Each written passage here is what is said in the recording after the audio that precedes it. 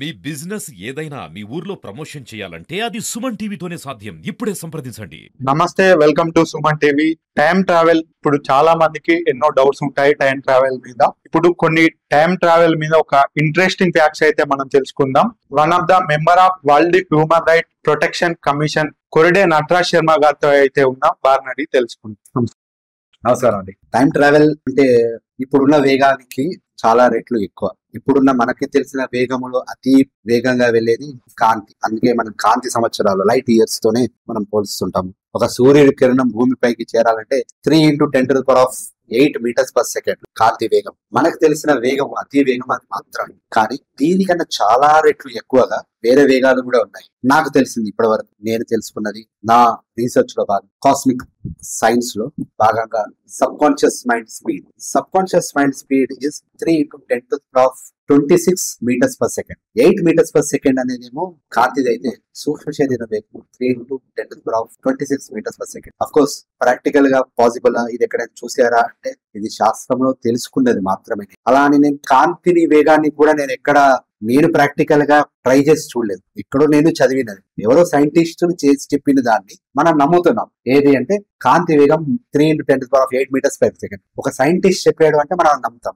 అదే ఒక ఋషులు మునులు మన కోసం చెప్పి 3 × 10⁻26 మీటర్ పర్ సెకండ్ అంటే సబ్ కాన్షియస్ మైండ్ ఒక వేగం అంటే మనం నమ్మడానికి కొద్ది కష్టం. ఎందుకంటే మనమే ఒక పరిధి ఏర్పరచుకొని మన జీవిత శైలిని నడుపుతున్నాం. అలా కాకుండా దాని బయటకు వచ్చేసి సైన్స్ అనేది ఏదైతే అది చూడగలుగుతుందో దాన్ని మాత్రమే నమ్మేటట్టు చెప్తుంది. తర్వాత కొన్ని రోజుల తర్వాత కొన్ని ఏళ్ల తర్వాత రైట్ సూక్ష్మ శరీరానికి కూడా ఇంత వేగం ఉంది అని చెప్పినప్పుడు అప్పుడు అందరూ రైట్ ఇది సైన్స్ చెప్పింది మనం ఇప్పుడు నమ్మగలుగుతాము అని చెప్తాం. మనం నమ్మేంత స్థాయి వరకు మనము ఆగాల్సిన అవసరం లేదండి. సూక్ష్మ శరీరం వేగం అంత ఉంది అని తెలిసినప్పుడు దాని గురించి మాట్లాడతాం. సూక్ష్మ శరీరం ఇప్పుడు అంత వేగంగా వెళ్ళగలుగుతుంది అంటే ఒక సూక్ష్మ శరీరానికి అంత వేగం ఉన్నప్పుడు దానిని అదుపులో పెట్టేవారు దానికన్నా ఎక్కువ స్థాయి ఉన్నవారు. అంటే ఇంతకుముందు చెప్పాను కదా, ముందు వీడియోలో చెప్పినట్టు ఋషులు మునులు వాళ్ళ మహర్షి స్థాయిలు, పదవుల స్థాయిలు, దాని తర్వాత దేవతా స్థానాలు, వాళ్ళ యొక్క వేగం ఈ సూక్ష్మ శరీరం వేగంగా ఇంకా చాలా ఎక్కువ, అంత చాలా ఎక్కువ ఉంటాయి కనుక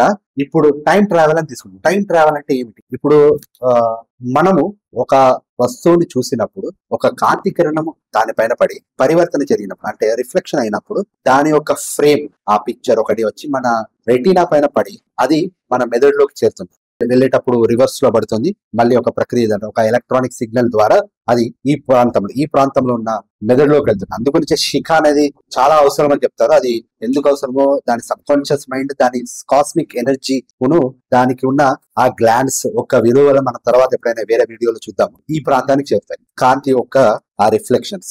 ఇప్పుడు మనం ఇది చూసామనుక మన కంటి చూపుకి వెళ్తున్నాయి. అలా కాకుండా ఈ ఫ్రేమ్స్ ఇలానే ఉంటాయి, ప్రపంచంలో ఇలా ఉంటుంటాయి. కానీ మన పరిధిలోకి కనిపించదు. ఎందుకు అంటే మన కంటి పరిధి మన నేకెడ్ ఐస్ కి ఒక పరిధి ఉంది. అది 256 మెగాపిక్సెల్స్ కన్నా ఎక్కువ ఉంటే చూడలేదు, దాని చూపులోకి రాదు. 600 ఫ్రేమ్స్ పర్ సెకండ్ కన్నా ఎక్కువ వెళ్ళింది అది పట్టుకోలేదు, దాన్ని చూడలేదు. కానీ కొన్ని జంతువులకు ఒక పిల్లికి కానీ ఒక కుక్కకి కానీ అంతకన్నా వేగంగా ఉన్నదాన్ని పట్టుకోగలుగుతాయి. ఎందుకంటే వాటి స్థాయి అది. అలా జంతువులకు కొన్ని స్థాయిలు ఉన్నాయి. వాటికి ఉండే ఇంద్రియాల ఒక పరిధి వేరే. కొన్నిటికి కొన్ని తక్కువ ఉంటాయి, కొన్ని ఎక్కువ ఉంటాయి. ఇప్పుడు ఒక కుక్క వాసన చూసేది మనదానికన్నా అది 40 రెట్లు ఎక్కువ సార్లు వాసన చూడదు. అంటే దాని నాసిక అంటే దాని ఒక తన్మాత్ర ఆ స్థాయి 40 రెట్లు ఎక్కువ ఉంది వాసన చూసేది. అలా ప్రతి ఒక్క జీవికి దానికి ఒక పరిధి ఈశ్వరుడు నిర్మించాడు. ఇప్పుడు ఈ కాంతి యొక్క ఈ ఫ్రేమ్స్ ఏవైతే ఉన్నాయో అవి ఈ ప్రపంచం మొత్తం వ్యాపించి అలా ఉండిపోయినాయి. కానీ దాన్ని మనం చూడలేము. కానీ వెనకట ఈ సూక్ష్మ శరీరం ద్వారా వాళ్ళు సిద్ధులు పొందిన పురుషులు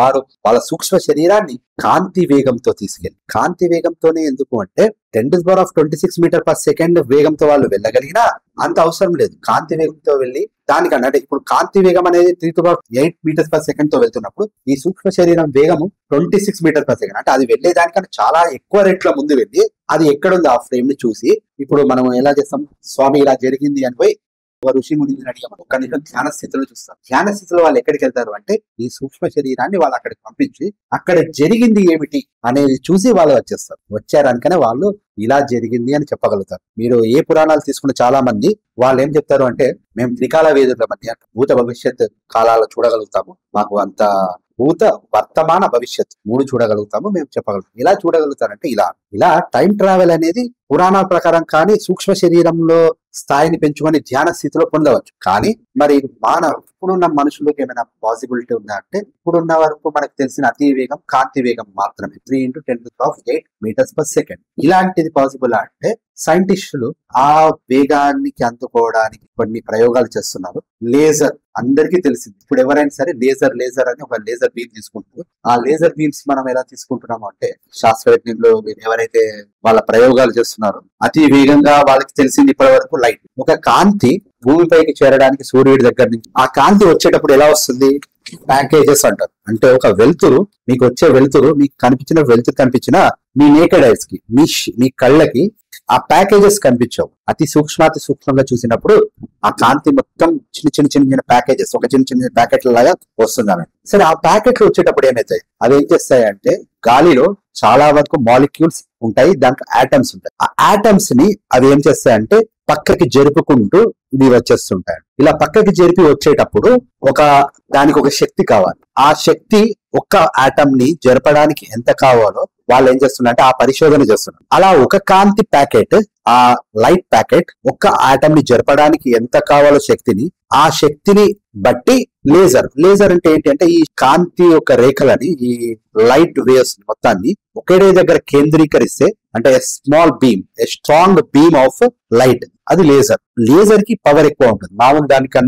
మామూలు కాంతి కన్నా దీని పవర్ ఎక్కువ ఉంటుంది కనుక దీనికి ఆ ఆటమ్ ని జరిపే శక్తి ఇంకా ఎక్కువ ఉంటుంది. అలాంటప్పుడు ఒక ఆటమ్ ని జరిపే శక్తిని లేజర్ కి ఎంత ఉందో దాని ముందు వాళ్ళు తెలుసుకొని, ఈ శరీరం మొత్తము కూడా ఆటమ్స్ తోనే తయారయ్యింది. అలా ప్రతి ఒక్క వస్తువు ఏదో ఒక మాలిక్యూల్స్ ఆఫ్ ఆటమ్స్ తోనే తయారై ఉంటుంది కనుక ఇప్పుడు ఈ శక్తి ఎంత ఉందో తెలుసుకొని, అలా ఒక వస్తువుని జరపడానికి ఎంత స్ట్రాంగ్ బీమ్, ఎంత తేజమైన కాంతి రేఖ కావాలో అది తెలుసుకొని, దాన్ని బట్టి దానికి ఒక పరికరాన్ని తయారు చేసి, ఆ పరికరంలో మనం కూర్చునేటట్టు చేసి, ఆ పరికరాన్ని లేజర్ బీమ్ తో ఒకవేళ త్రోయబడితే మనము 3 × 10⁸ meters per second అంటే కాంతి వేగంతో వెళ్లే అవకాశం ఉంటుంది. ఇది వాళ్ళ ఒక్క పరిశోధనకి నాంది అన్నట్టు. దీనితో మొదలు పెట్టారు. ఆల్రెడీ ఇలాంటి పరిశోధనలు చేస్తున్నారు చాలా. కానీ అంత వేగంతో వెళ్లేటప్పుడు ఆ వేగాన్ని భరించే శక్తి మన శరీరానికి ఉందా? మన రక్తము అంత ఒత్తిడిని తట్టుకోగలుగుతుందా? దాని తర్వాత జరిగే మెదడు యొక్క పరిణామాలు ఎలా ఉంటాయి? ఈ పరిశోధనలు కూడా జరుగుతున్నాయి. ఇలా కాంతి వేగంతో వెళ్లే వేగం వరకు, అంతవరకు మాత్రం ఇప్పుడు మనం వెళ్ళగలిగాము. ఇలానే మనకి ఇంకా రకరకాల అంశాలు ఉన్నాయి. లేజర్ ఒకటి, అలానే సాజర్, హ్యాజర్, మాజర్, ఇలాంటి చాలా ఉన్నాయి. వాటి గురించి ఒక్కొక్కటి మళ్ళీ ఇంకొక వీడియోలో మనం చూద్దాం. నమస్తే.